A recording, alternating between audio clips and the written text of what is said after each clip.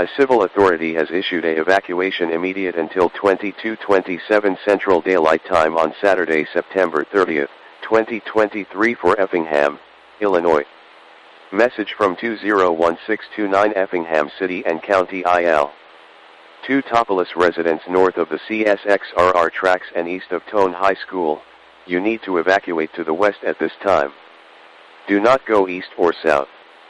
Emergency crews are working the scene of a hazmat incident. Temporary shelter has been set up at the St. Anthony Grade School in Effingham.